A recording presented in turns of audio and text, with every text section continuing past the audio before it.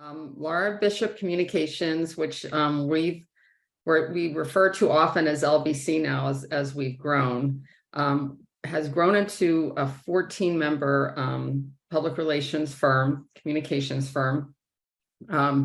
11 of us are full-time and 3 part-time. It's in July, it'll be 12 years since I founded the firm. A large portion of our work is in education, public education, mostly in New Jersey. So we work with school districts and education related organizations from Bergen to Cape May counties. It's really expanded over the past few years. Even we've just kind of exploded. It grew very quickly. I had no expectation when I started working at my kitchen table with a laptop by myself in 2011 that I would be that I own a firm like this. So it's been sort of remarkable. At one point I talked about starting a blog or a podcast called what was the Unintentional Entrepreneur, or something along those lines, because I had no expectation that this is what I'd be doing and managing a firm. And it's very exciting to see the growth. And actually, while I'm mentioning it, I know several members of the LBC crew are here today. Jessica, Renee, I saw, and Christine are all here. I don't know if I missed anybody, but I think the 3 of them are here. So I'm really happy to have them, in addition to Bianca joining today.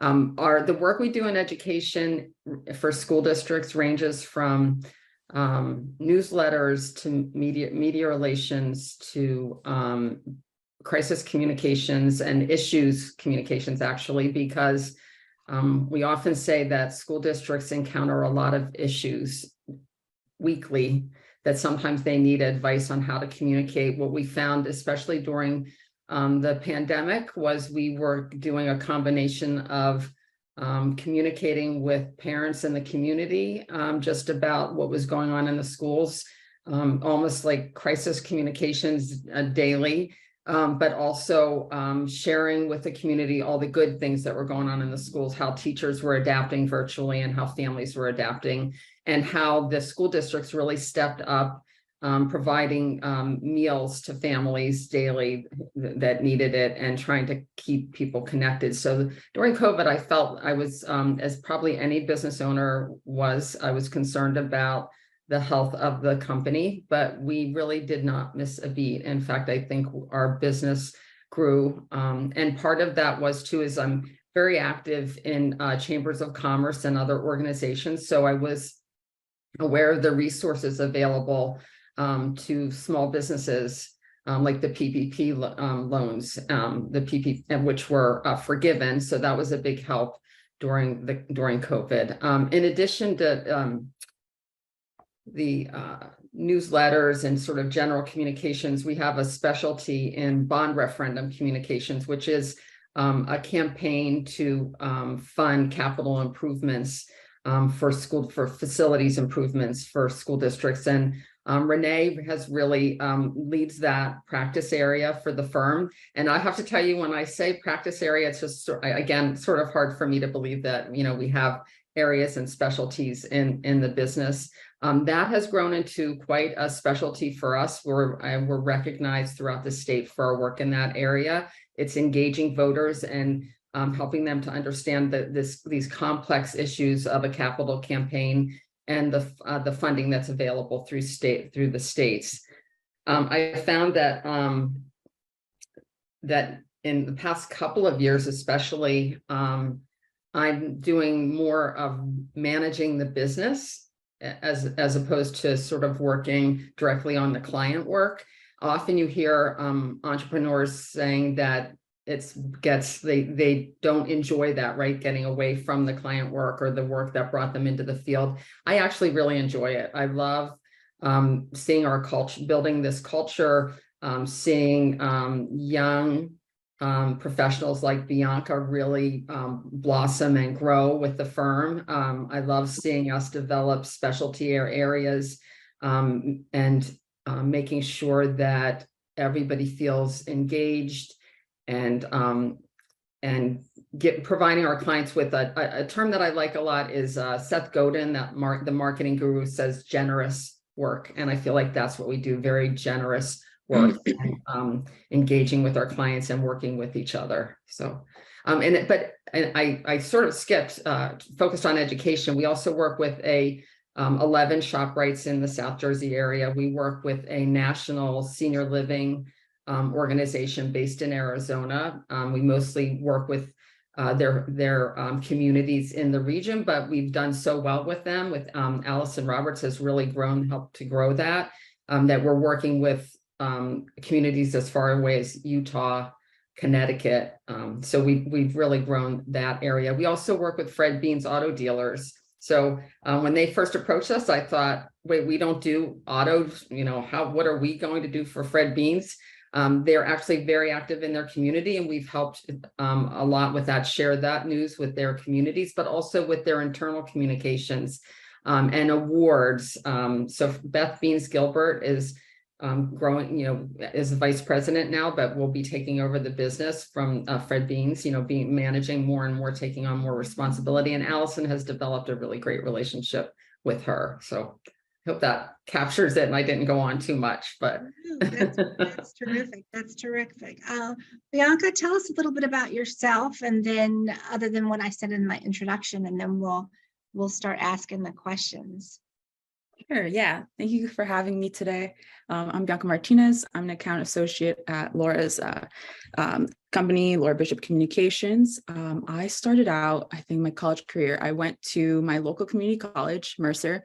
So I started out over there, and really started out as me really loving to write. So I really wanted to capture a broad spectrum of courses that I could take that I could really develop into something that I could see myself working in the future. So I took communication studies. I did my 2 years at Mercer Community College. And then while I was there, I was very lucky enough to have a hand at my campus newspaper.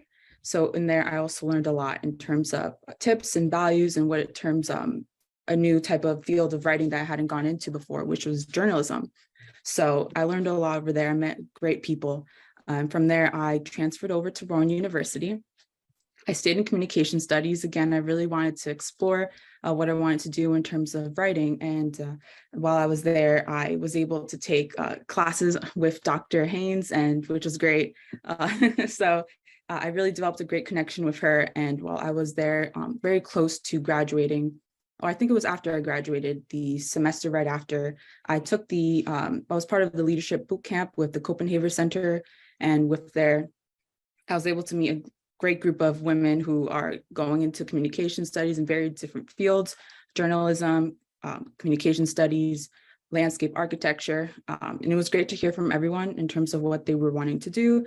And we've met people from across the country and so on. And so from there, I really started my job search. And, I, like anything, it had its ups and downs. And, I really had to take some tips. And I think if the question comes up later, I'll talk about it more. But I also think it's really great to take advantage of the connections you make at wherever you are.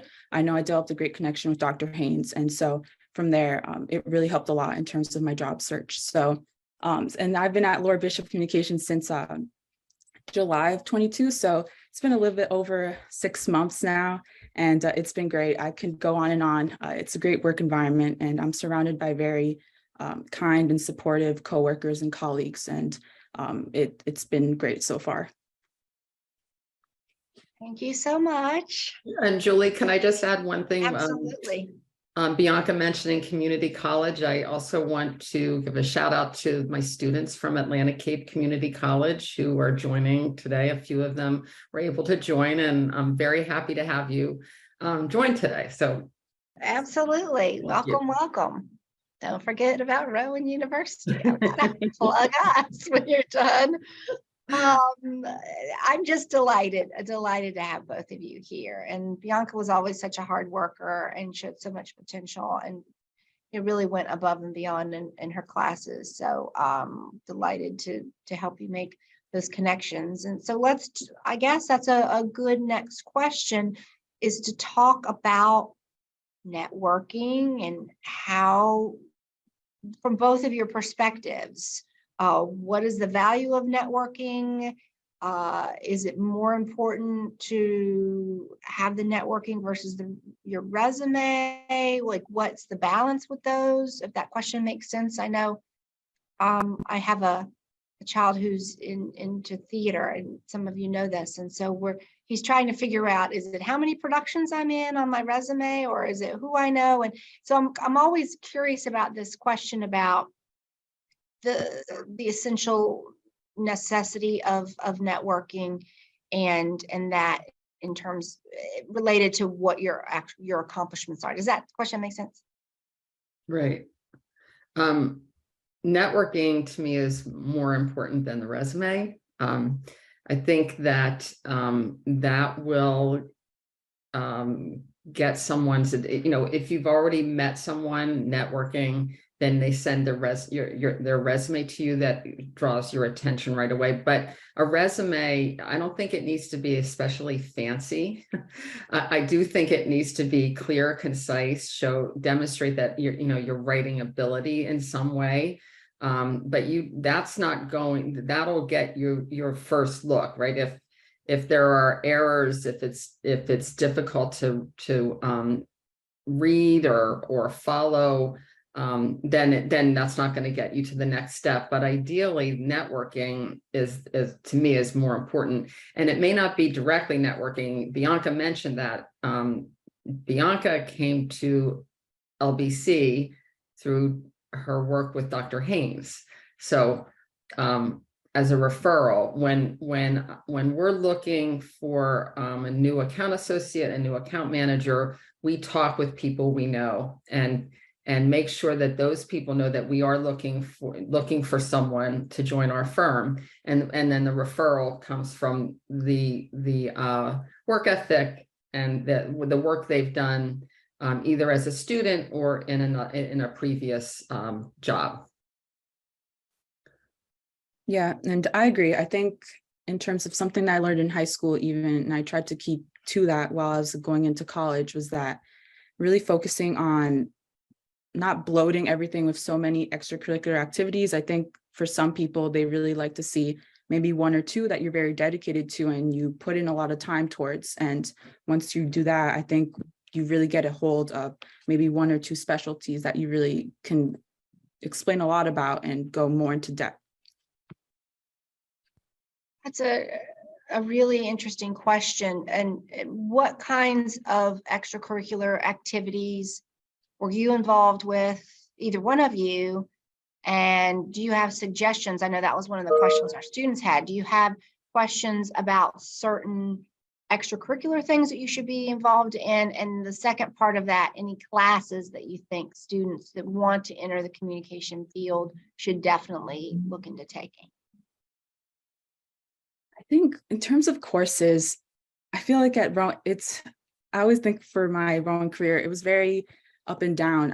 When my first semester I was there on campus, it got cut short because of COVID. And so it was very much a transfer between handling how I was doing everything in person and then doing, I think, a year and a half virtually. So again, it really dampened at least in terms of, I had goals of doing some internships in person while I was at Rowan, which didn't pan out because of COVID. So I had to do other things. And so I really focused on the courses that I had. I think what really you should just go towards what holds your interest, I think. And I think from there, you'll see if it's something that you want to get into or not. I know I chose a rhetoric and cultural criticism concentration with my communication studies major. And with that, I was able to take a few classes, including from, I think I took it with you, Dr. Haynes, images of gender and popular culture, Right. participatory media, things like that. And I really found it interesting. I really think when I was at Rowan, I wanted to get more into media in terms of writing and how I could communicate in that field. So that was particular to me, something of high interest. So I think that's something I could give as a tip to really go towards the courses that you think would hold most of your interest and you could really see yourself dedicating a lot of time to. That's terrific, because I'm always a big advocate of doing what you love. And I'm pretty sure Laura thinks the same, but I'll let you speak for yourself. No, I mean, I some of you have probably heard this before, but I started out at Rutgers at Cook College as an environmental science major. So I really thought I was going into the sciences. That was my goal. And when I hit organic chemistry and I could not get it, I struggled. I met with the professor as often as I could. I was heartbroken, and but I also at the same time was taking a technical writing class, and my professor, technical writing professor Betsy Harrison, speaking of mentors, I mean, she was an early mentor of mine, and she suggested that I was a good writer and a good communicator, and maybe I should look into that field instead of science. And she encouraged me, and this is one of the side things too, and encouraged me to continue to take environmental science and environmental law and the courses that I enjoyed about the environment and sciences, but not focus solely on science. So my degree is actually in environmental communications out of Rutgers. I sort of tailored it with a minor in technical writing and that has really come into play throughout my career. I was served on the board of the Partnership for the Delaware Estuary, and when I was involved with the Barnegat Bay Partnership, I worked when I was with Ann Klein and Associates. We worked with several chemical companies, and I understood the language. And I was able to kind of translate that into layman's language for the clients. So I've been able to tap into my science background, something that I enjoyed, but it did not come naturally to me.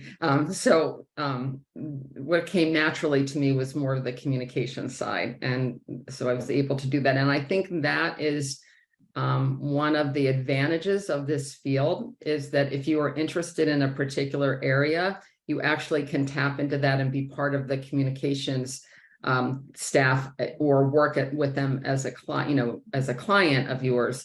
Tap into your interests, whether it's sports, whether tennis, whether it's the environment, whether it's the food industry, fashion. There are so many directions you can take with this career and really find and kind of have that your interest really sparked.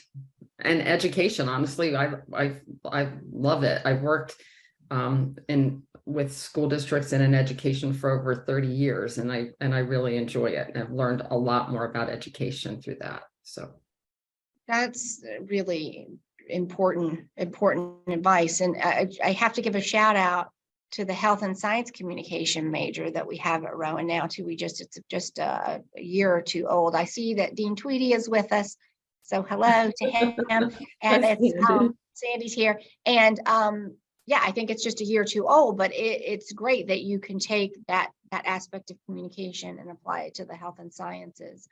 And that's been one of my goals in doing these workshops, is to talk about all the different areas in which communication can be applied that you might not think about it. We had the one on a workshop on working in museums and working in science. So that's really important advice. And again, it's taking what you love and applying it.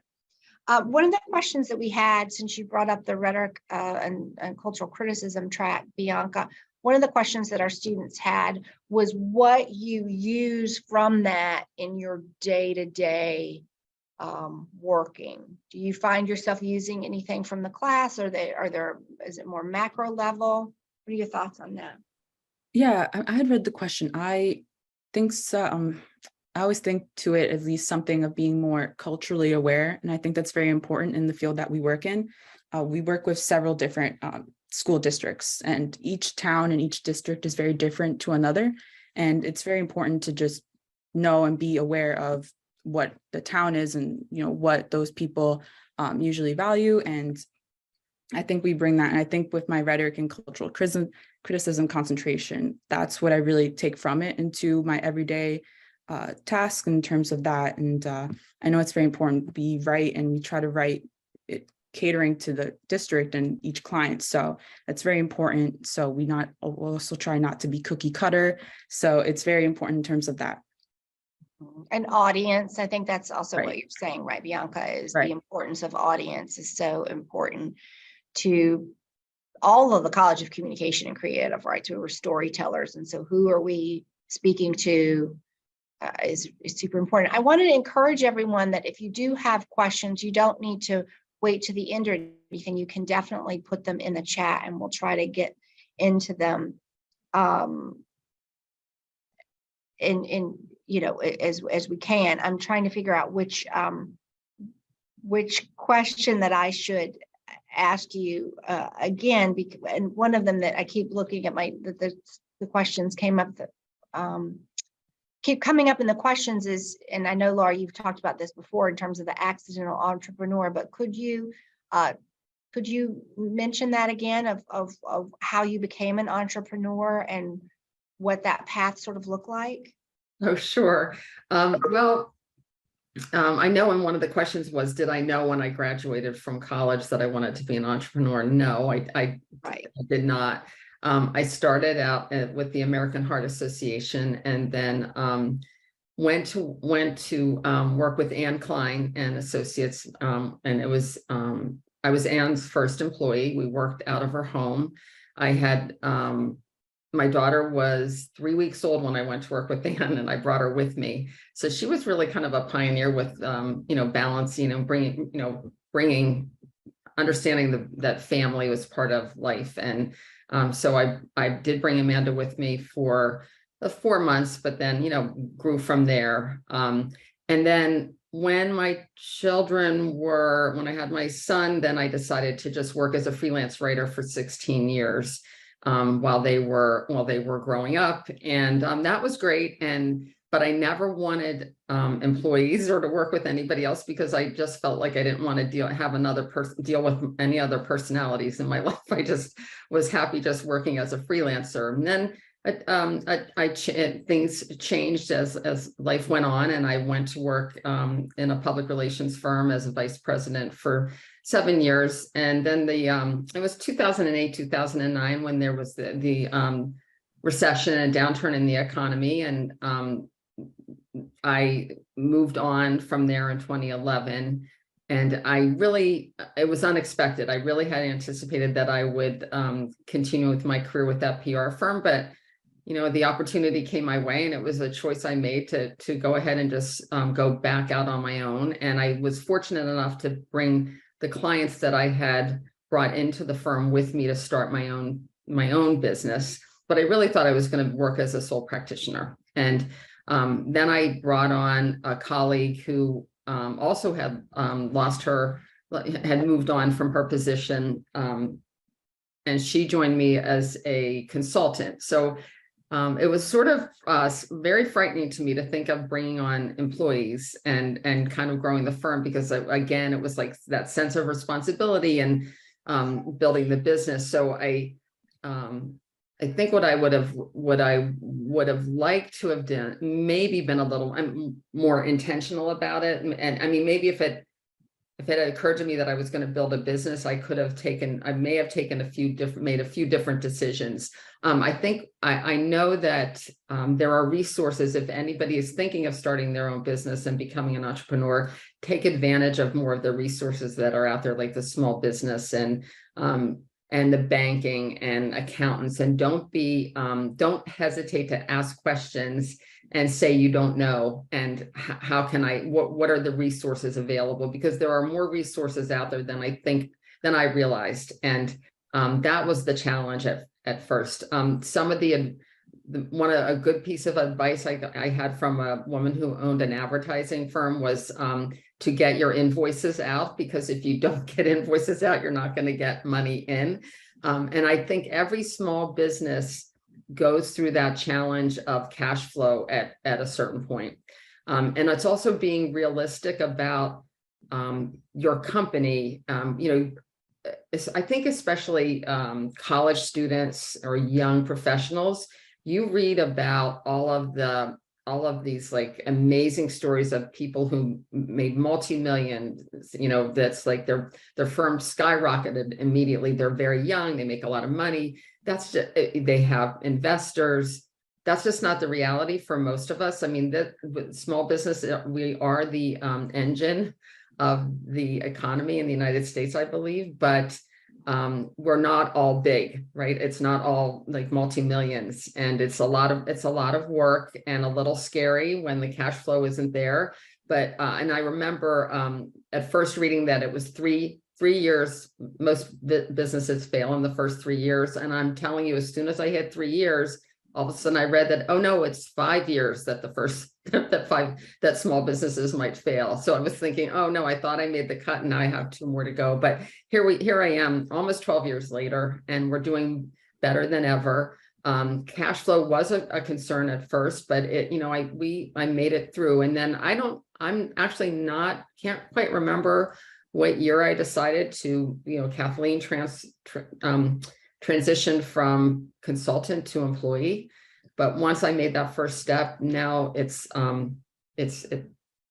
easy. I'm not worried about it, anymore. So it's great. And it's also kind of building this crew and everyone, we all share this strong work ethic and commitment to each other and to our clients. And I think that and we all work remotely. That's the other difference with us. We don't have an office that we go to every day. Except for our own offices. But we do now make it, it's part of our schedule. Every 2 weeks we meet as a staff. And at actually the tech park, we're a virtual tenant at the tech park. So we're pretty involved with Rowan, and we love it. It's great to get together every 2 weeks, and we just try to keep in touch. And I know like Renee works and Allison work regularly with the account associates and anybody new who joins the firm. We just try to make sure we have an onboarding process in place. Like, we're putting things in place that are, I think, appealing to potential crew members for LBC. And it's important, I think, to note that you were doing remote work before remote work was cool.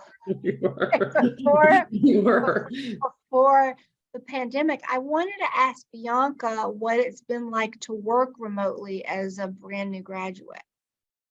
Yeah, so I think when I first started the job search, I didn't think that I'd be in a remote job. I think it was something that it was very much a pipe dream, I think, in terms of how convenient it would be for me growing up and trying to save money. And so, especially in this day and age. So I think for me, transitioning, I think those first few weeks, I really had to set a schedule for myself, and I still try to stick to it. And it's very, different than going into an office every day. And I think I've done retail work as well in the past, and it's different than clocking in and out at a specific time as well. So you really have to be self-motivated. You really have to set your own schedule and stick to it. And once you get in the hang of it, it gets very easy. So I think now 6+ months into the job, I'm very much getting settled into the remote experience. That's terrific. I think if I can add to I do think that's one of the challenges. For anyone working remotely, you actually have to kind of make it a short commute to your office and your home. And even if you can take those 10-minute breaks where you throw laundry in or whatever, but you're focused really, I think all of us are very focused on work during the day, but we do have the flexibility then to work very early in the morning. I know that that's the time when I work. Very early is a good time for me, or in the evening. That's the flexibility we have. That's the benefit. But one of my biggest concerns with account associates, our newest staff crew members, is feeling isolated, and they don't have, and that's why I'm happy we work together and meet every 2 weeks. And what we found is we have a staff meeting for an hour and a half, and we have work. Everybody comes early, stays later, and everybody's hanging around and talking with each other and moving around the room and talking about projects and assignments is really just rewarding for me. It's just so great to see. It just warms my heart to see everybody really engaged and enthusiastic, because my biggest concern is when you're working remotely as a young person, you don't get the benefit of sort of the osmosis of something is going on with the firm. If it's a crisis, if it's an issue, you don't have the benefit of being able to step into someone else's office, a senior member's office, and get an idea of what's going on. Like, that's what we kind of miss. So I'm always very concerned about feeling, and anybody feeling isolated and not involved. And so we make an extra effort to make sure that everyone knows what's going on. It takes a little more work. Yeah, Go if I ahead. could add to Laura's Yeah. point very quickly, I'd also like to add as well, I definitely felt that, I think going into the later months, we also had, after me, 2 new crew members came in, Liam and Janelle. They're not here, but they're also really great. And it's great working with them and having, I think the 2 of them were all very new to the company and going into this job search. So I think going that, and then now we also have a workspace that we do, the 3 of us, and then also Renee. So all 4 of us work together for around 2 hours or so, and just working, we do it virtually, but we're able to hear each other. If someone calls on the phone, we're able to hear what everyone's saying. And it gives us sense of being in the office, even though we're not all physically together. But I think having that as well, that's also been very helpful in terms of settling in. That's a great tip as well. I think when you were talking, both of you, I was thinking about this idea of sometimes we think about remote work or working independently if you're younger and not, working in the workforce yet. You have to be disciplined, that you have to make sure you do your work right, that it's easy to know. But there's the opposite of that too. And I find myself in that trap a lot because as academics, we work alone quite a bit, prepping for classes, and especially since the shift to the pandemic, I'm doing a lot, because we're also familiar with Zoom. I can take a lot of Zoom meetings, I can take a lot of calls, and I can do that at home. But how do you find the balance the opposite way? So there's this, you definitely have to work, but for a lot of us who might be more type A, we work all the time now. Like that's been a big shift with the pandemic, right? There's not that separation anymore. And I'll find myself getting into that trap where I'm just constantly checking my email, constantly taking phone calls, doing it. Karen and I work together. We're talking about our cars or being our offices because we're just constantly working. Have you found that a hard balance, or how do you negotiate that, both of you? I think for me, getting started with the company, some advice that I was given to by Jessica, who's also watching today, she told me that, there's no obligation. For example, if after 6 p.m., you're closed out. You're not going to, if you receive an email after 6 p.m., you're not obligated to immediately respond. And it's not something that you should kind of worry yourself crazy over.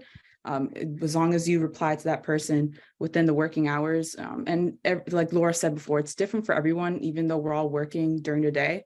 Some people may like working a bit later in the night, and some others like working especially early. I think it really just depends on everyone's schedules. And then there's a set time where we all try to be available to each other if we need to answer an email or need a certain task to be done.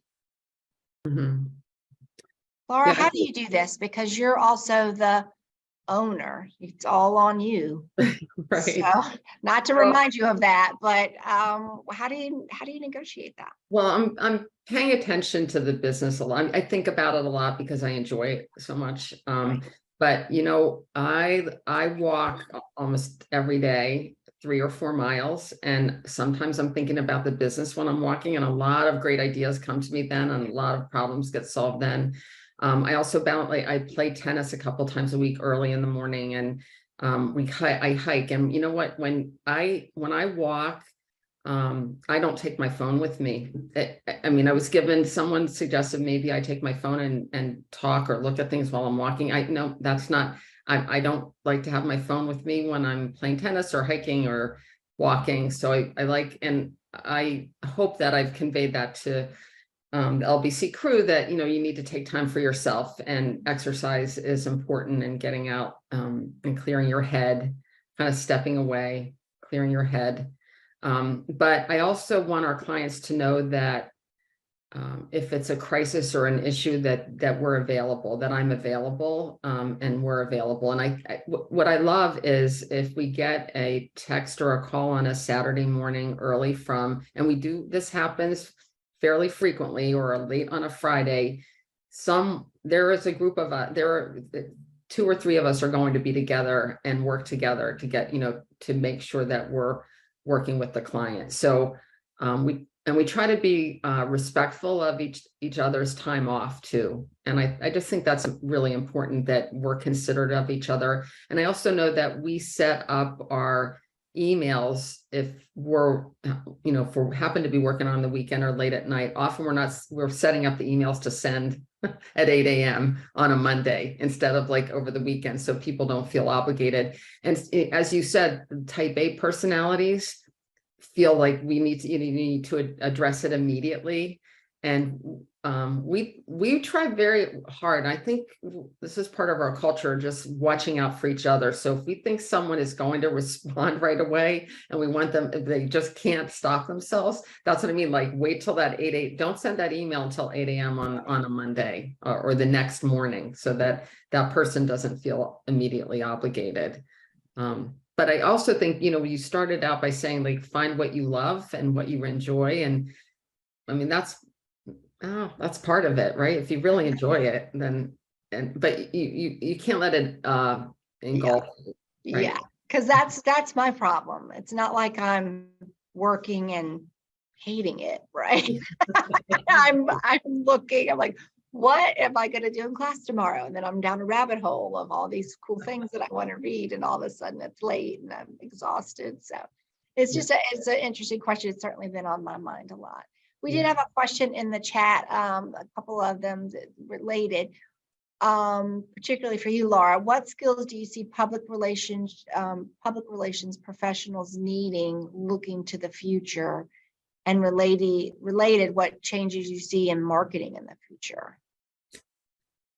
Everything is visual. We're, every bond referendum we work on now includes a video, and not a long video, not an epic video. We actually had one client say that he wanted an epic video, but it didn't communicate clearly. So the video may have been, we didn't produce it, may have been epic, but it didn't give the messages it needed to give.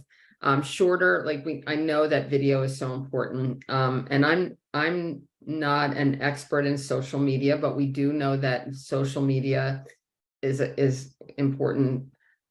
But we also talk often with our clients about still the importance of one-to-one communication, that you need to still keep in touch, communicate one-to-one with your audiences. I'm sorry, and what did they ask the skill? So it was, what skills do you see PR professionals needing for the future? And then what changes you see in marketing? So the marketing, it's always writing, like lots more video. No matter what, it's writing too, and being able to tell a story, and writing is still critical. But concise writing and shorter messages. It's interesting to me because we talk about this a lot, about how people don't have the long attention span anymore. And I'm not sure how long your courses are at all, Rowan, but mine at ACC right now is 2 hours and 45 minutes. So I always find that sort of funny, because it's like, that's a long course, a lot of information has, to teach that amount of time. But I think people are looking for shorter content sometimes, but still getting the meat of it. The skills, and it's still a strong work ethic. That's gonna hold forever. Like, strong work ethic, and really enthusiasm and interest in the field that you're pursuing. So skills, being able to communicate virtually as we're doing here, and then also in person, working well together in person. We have, in our firm, we have some of our crew members are good with video production. So are happy about that. That adds a talent, and then we have very strong writers, and then social media strategy. So it's sort of those components. I think we, in a firm our size, we can't be completely specialized, but we do tap into each person's talent. So I would say, no matter what, the skills that you bring should be what you enjoy and are passionate about, and that talent that you have. Absolutely. I teach a class that's 2 hours and 45 minutes. Well, that's pretty typical of what I teach, and I do give breaks. And when you were talking, it reminded me, there's a scholar on media ecology and named Walter Ong. I don't know if anyone here is familiar with Walter Ong, but talking about the way in which his argument, I think, is a lot about the brain and how it's structured and how it changes, but talking about going from an oral culture to a literate culture and how our thinking and our attention became linear. And I don't want to misrepresent what he says, but there's other folks who say this too, but that now that we have social media, internet environment, it's not as linear anymore. So if you think about, there's that joke, my mind is like my internet, it's like all the tabs are open at the same time, So I found with my students, because the complaint is that students don't have an attention span anymore, that they're used to these sound bites from social media. TikTok is typically, Karaya's here. How long are the TikTok videos, Karaya? They're like 30 seconds or something. And I don't. Yeah, TikTok did recently increase it, so now it's 3 minutes long with TikTok videos, but roughly between 30 to 60 seconds, and then Right. Yes. So there, and then the tweet, right? The tweet is what used to be 130 characters. I think it might be more now. So the argument is that the attention span of Gen Z and millennials is shorter, but this argument is really, it's a different way of thinking, so that it may appear shorter, but it's actually being able to think about multiple things all at the same time, which is kind of interesting. I know that's not really related. No, it's good. But it fascinates me in terms of reaching, and I guess it does, and reaching a different kind of audience, an audience that's capable of multitasking in a way that previous generations. And someone asked me to say that. Yes, it's Walter Ong, and other people have said this before, but I will add that into the chat. Bianca, what did you want to add to all of this, if you don't mind? No, I think everything was covered great. So I think writing especially is very important. And I think also in the generation that I'm in, at least, who's so used to social media, for example, I use it a lot. I use Twitter, TikTok, Instagram, and I think what's really helpful is just being familiar with it, using it every day, even though it's something that you may do on your free time. I know I use the skills that I know how to use those platforms that I can bring to the company every day. I work on social media graphics, social media copy, and while we have everyone review each other's work, it also just helps to have that. And so you get used to the snappy captions on Instagram, Twitter, and then you get really used to it, and you bring that skill into what you're actually doing for work. So I think really just utilizing what you're good at, and then using that to work as well, as I think it's really good. Yeah. And can I just sort of touch on quickly with social media? It's something that we're talking about in my class at Atlantic Cape, LinkedIn profiles.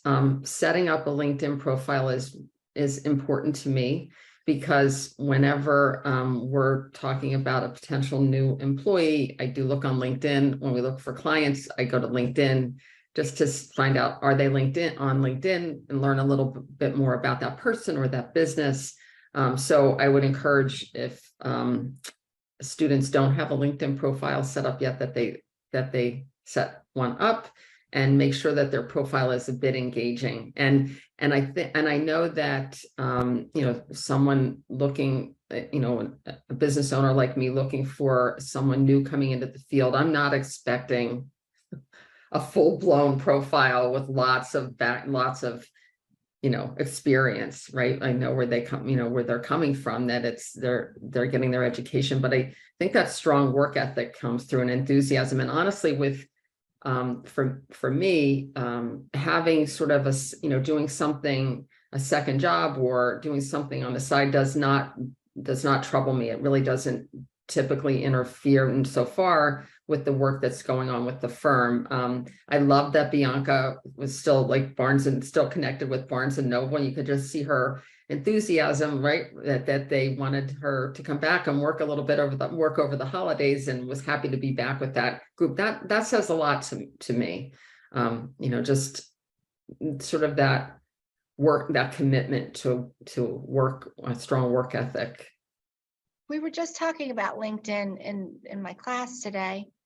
I know Karen Brager, the program assistant, is a huge proponent of, and I'm in the classroom right now, and the lights, I'm so sorry. The lights mental, Laura, this is our environmentally great room, but if they don't move. So Karen is always about the LinkedIn. I don't have a LinkedIn, and I should do that. I know that I should. I'm nervous about it because I don't know, because I'm not savvy in social media. So maybe I'll get Bianca or Laura something to look at my I'm not savvy in social media either. do my LinkedIn, but they were just talking about how you can use LinkedIn, and like you're using it as an employer to find out about prospective employees. But I was talking about asking for a friend because she was getting bad vibes from a company she was applying for, and I was like, bad vibes are bad vibes, peace out, like don't do it. But they were saying, I think it was Karaya who said, you go to LinkedIn and see what the employees are saying about how it is to work there. So I didn't know you could do it the other way around. So it sounds like getting on LinkedIn. Any other social media that seem like you need to be on, or is LinkedIn pretty much in terms of pursuing a career? Because I know a lot of the students on the call today are looking to get a job. I don't know. Somebody is saying in the chat Glassdoor, which I am not. Oh, right. That's an employment or right site. Yeah. I've never looked at it. So Bianca, what do you know about this? I do know at least LinkedIn and Glassdoor. I'm trying to think if it's Glassdoor is the one that provides other former employees or current employees and what they think about the company. But I do know you have to make sure, double check on that. Yeah. I just read in the chat too about Twitter, and I was just going to mention Twitter is good because reporters are on Twitter, and also educators are on Twitter. So in our field, that's one of the interesting. I read this article, and I'm a voracious reader, so but I'll go down the rabbit hole. But I was just reading. Actually, it's about the new Harry Potter video game. Bear with me, this is relevant.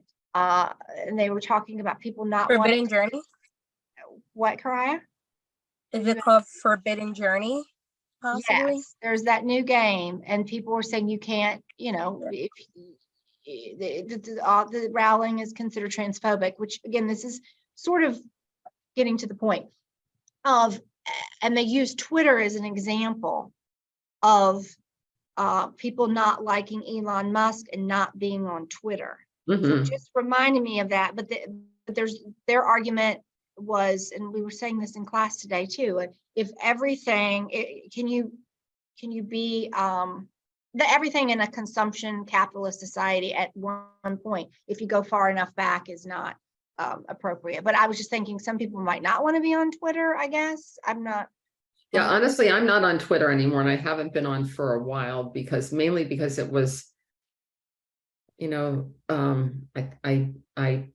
tweeted something and it I didn't have all the information correct, and it wasn't horrible, but it was, it was a little, it could have been controversial, right? And then I thought, you know what, I have to be so careful because we work with school districts, like I said, all different school districts from Bergen to Cape May counties, and they're all dealing with different issues. And so I just have to be really careful when you have clients, if you are offering an opinion or thought of your own.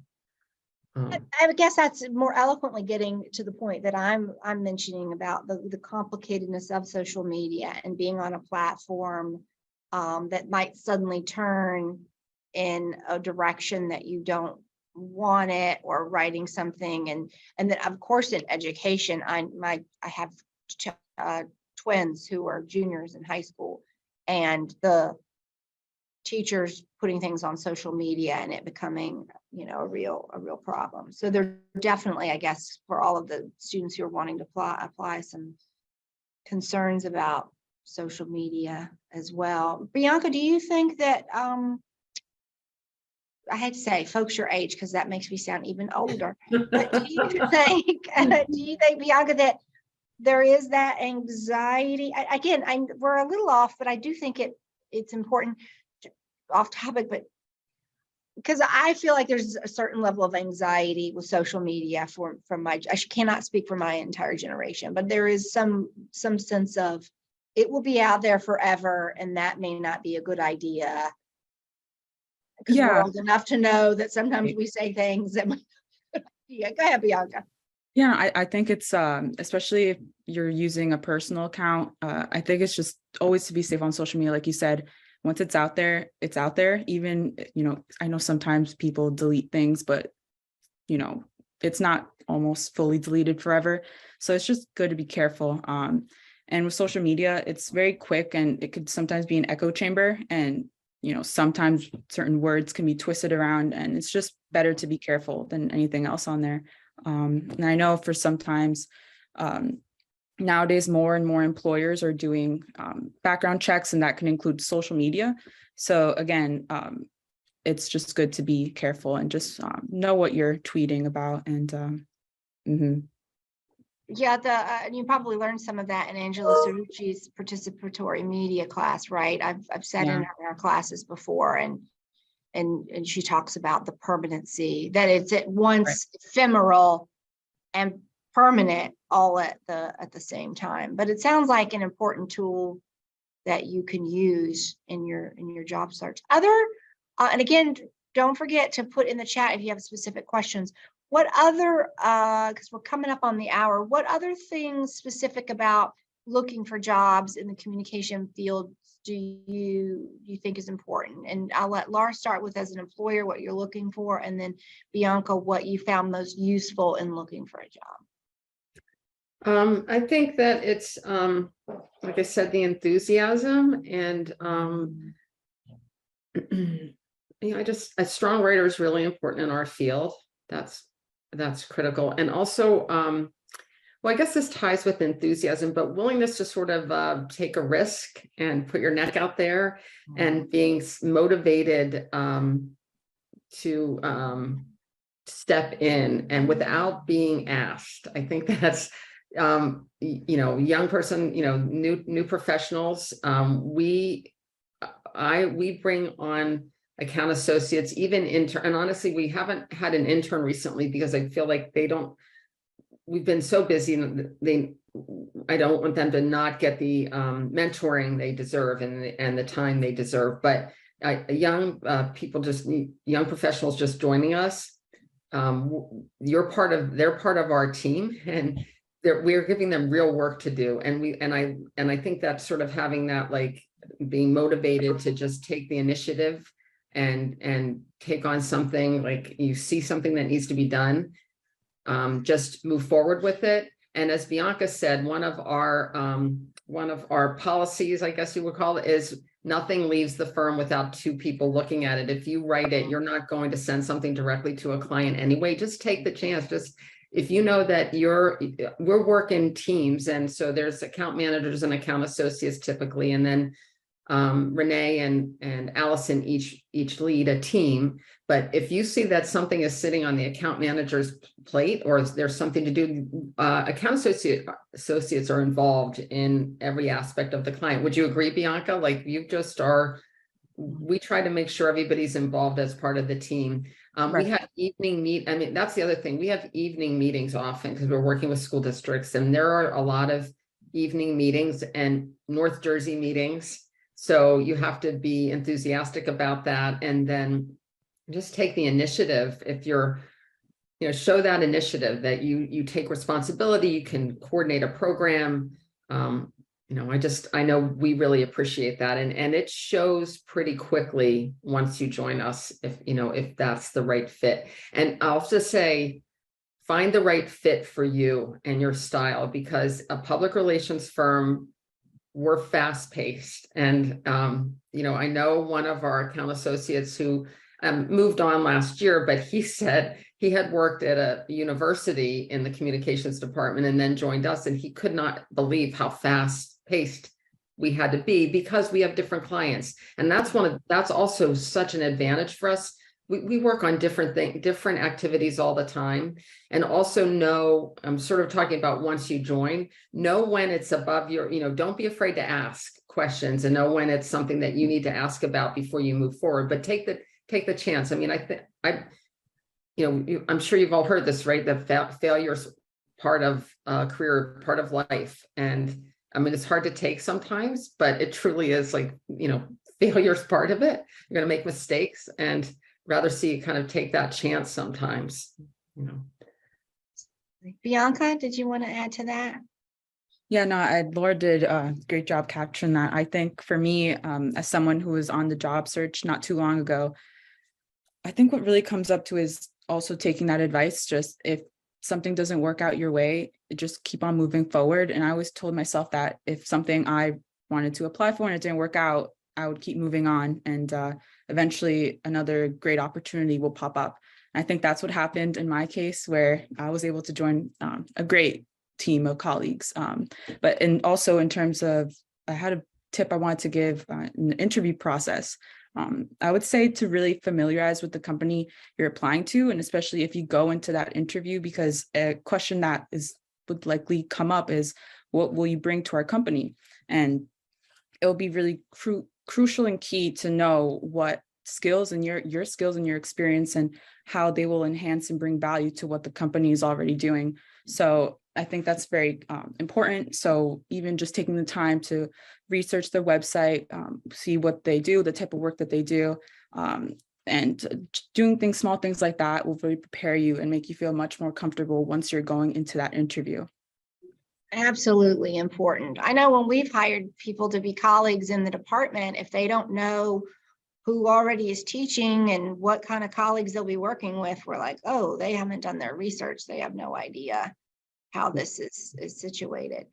And can I also add, I don't think you have to be the loudest, most, dynamic, enthusiastic, over the top. If that's your personality, great. But, I think about Bianca, and she comes across as quiet and very thoughtful, just very comfortable speaking in public and being part of our team. But so you don't always have to come across as just like sort of in your face, over the top, to be the right fit for an organization.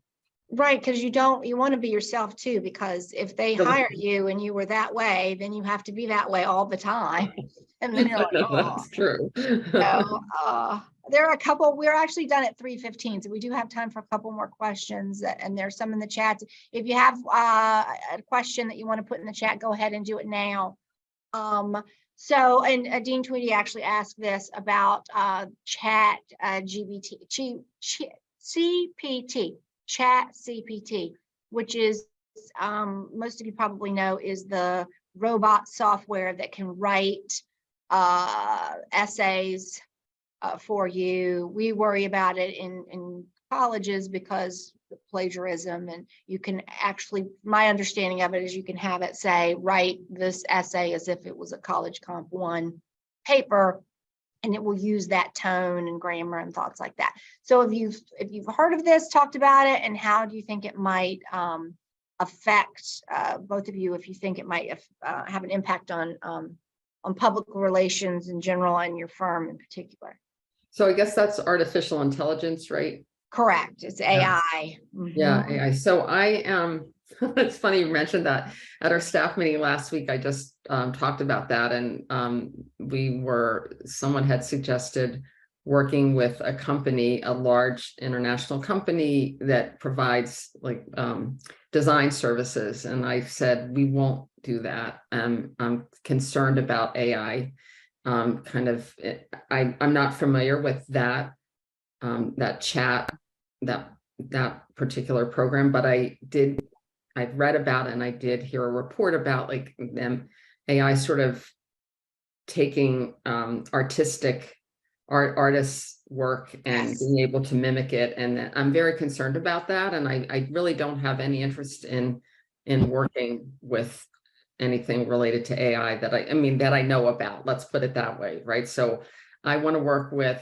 it's important to us that we work with designers, photographers, videographers in our region who we know and we can work with. I think that one-to-one communication and working together and being able to exchange ideas is really critical. And it's just part of our values. It really is part of our culture. Yeah, it does, definitely does artwork, because it created a picture of Sandy that he said, that I happened to see sit through one of the emails. You know, he says it, and it's like, do it in the style of, what did you have, Van Really? Gogh or That's something? Van Gogh. Scary. It was very well, but my question is more about the writing, because Okay. Right. you mentioned excellent writers, Laura, and Yes, ChatGPT does very good writing. I'll put it that way. it does. Okay. So that whole notion of kind of a first draft of something, ChatGPT can do a pretty good job of it, and it is a beta version of artificial intelligence. So it's only going to get better. And it actually, I think, ultimately in the workplace is going to save a lot of time, because people aren't going to have to generate that first draft. They're going to be able to start with that and then make it that sort of excellent writing you're talking about. But there's a myriad of approaches to this, and right, we're dealing with it at the university level, but I think it's interesting to consider how it's going to be used in the workplace, and how it's Right. really, I think, ultimately changes what we're looking for in people and in employees, in terms of their creativity, their analytic ability, their ability to take something that is okay and then make it much better, right? So there obviously is negative aspects to this, but there's, I think, also a lot of positive in terms of how it moves everything forward in leaps and bounds. I think it's interesting because, I mean, this isn't an exact analogy, but it's sort of like books. And bear with me, it's like the book isn't dead. Like everybody said the book was going to be dead. So now it's like first drafts are dead. I don't know that we will have that happen, but Sandy's background is in writing and more than mine. So I don't pretend to know about all of that, but it's definitely fascinating. Bianca, have you heard of it? I haven't heard of that specific AI, AI, is it the AI system? Yeah. Okay, yeah, I haven't particularly heard of it. I know, at least in the work that we do, I'm interested in seeing how in depth it could go, because for me, at least, the downfall of AI is that in the work that we do, a robot or any type of AI, it can't go into the communities that we work with and learn directly from the community members and what they value in their town and the school district, and how we can relay that into messaging and the writing that we do. So it's again what Laura said before about the one-to-one communication interaction. And I think that's what enhances our writing, and really in any type of writing going forward, and what the audience that you're writing for. That's a good point. One other final question is, if there's only one person on the PR communication team in a company, they're it. What is a good way to ensure the work going out is up to par? So I guess you said working in teams, but if the person is just one person, how can they help ensure they're turning out quality work? Well, I think develop that network of colleagues that perhaps you can ask them to review what you've written. I know when I worked on my own as a sole practitioner, I didn't have the benefit of that always, right? But I had to send it out to the client. And one of our tenets is that we are part of our client's team. So I think if you're a sole practitioner, you have to get sent, you're sending something out, just make sure someone's looking at, another set of eyes are on it. Maybe it has to go directly, if you work for a client, has to go to the client. But I would say develop some colleagues through chambers of commerce or professional organizations like national, the PRSA, or if you're in schools, it would be in the New Jersey School PR Association, or develop some type of a network of colleagues that are willing to take a look at your material. That's great advice. Bianca, did you have anything to add to that? I think Laura covered it great. I think having that network and connections, even though you may be the only one working on that specific work, just having someone, I think, to send it over to potentially, kind of feeling it really helps to have that second eye on it. So I think the advice that Laura provided will give an extra boost. So yeah. Absolutely. We are at 3:13, so we should wrap it up. I am just delighted to have had both of you in conversation today, and for the rest of you to have joined us. If you have any questions that you would like Laura or Bianca to answer, and you didn't get your question answered today, you're more than welcome to email me. It's Haynes, HAYNES, at Rowan, ROWAN.edu, and I can get that information. Thank you both, Laura and Bianca. Thank you so much. Dr. Copenhaver for being here.